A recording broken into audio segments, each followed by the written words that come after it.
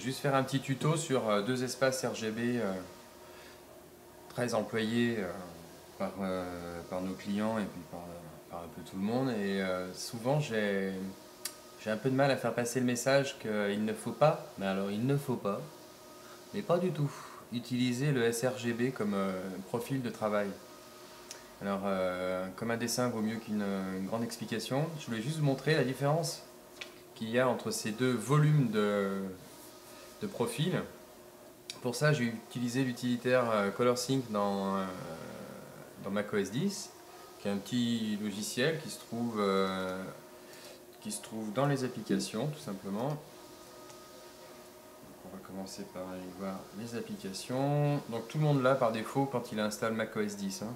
Donc dans votre dossier application, vous avez un dossier utilitaire, et dans ce dossier utilitaire, vous avez utilitaire ColorSync. Le voilà.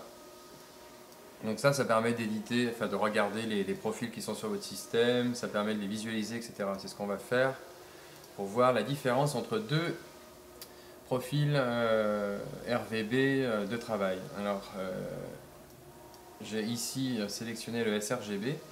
Alors, il faut savoir qu'à la base, sRGB, c'est un profil, on va dire, très orienté machine. C'était une standardisation PC, je voulais dire.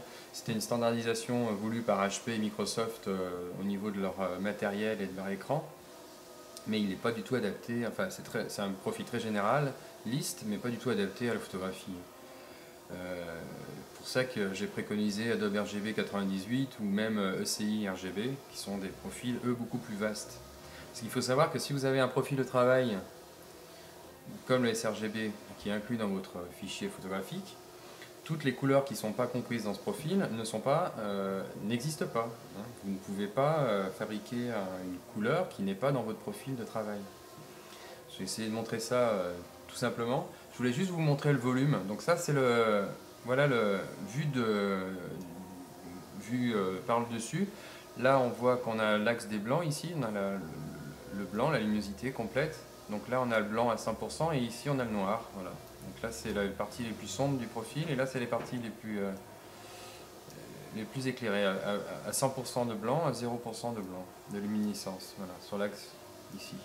Donc déjà rien que sur une vue, on va dire, par-dessus, on voit bien qu'on est, bon, c'est très droit et on a un volume, donc le rouge, le vert, le bleu, assez limité. Je voulais juste vous montrer la différence avec le Adobe RGB 98. Si je clique dessus, regardez bien, boum, voilà.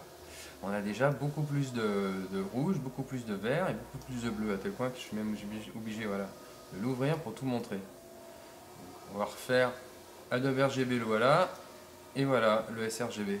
Ça veut dire que si vous avez dans votre belle photo des valeurs qui sont ici, dans le vert ici, là, si vous l'enregistrez avec le profil sRGB, ces valeurs-là qui n'existent pas dans son profil, pouf, disparaissent. Donc c'est complètement bête, hein, pour pas dire débile, d'employer un profil qui va vous restreindre les couleurs. Regardez la différence entre ici, voilà, le volume, ce qu'on appelle le gamut. Vous voyez tous les verts et tous les bleus ici qui sont présents dans l'Adobe RGB 98 disparaissent complètement dans le sRGB. Quoi. Le sRGB, ce n'est pas un profil fait pour la photographie. Il n'a pas le volume, il n'a pas la dynamique pour... regardez la différence ici et là. On va pouvoir même le mettre en comparaison. On fait la comparaison, voilà. Alors, si je prends le plus petit, ça va pas être malin. Voilà, on voit... Là, on voit que Adobe RGB englobe tout le sRGB, mais à l'opposé, si on enlève la comparaison, voilà, on prend Adobe RGB pour la comparaison, et puis on va le comparer avec le sRGB. Voilà, le sRGB, on voit bien qu'il est à l'intérieur. Donc, tout ce que je vous disais tout à l'heure, toutes les couleurs qui sont ici, là, présentes dans l'Adobe RGB 98, n'existent pas si vous avez coché comme profil de travail le sRGB. Il ne faut absolument pas transmettre un fichier dans ces conditions-là. Vous perdez beaucoup d'informations de couleur. Voilà, bon, j'espère que j'ai été clair, concis, précis.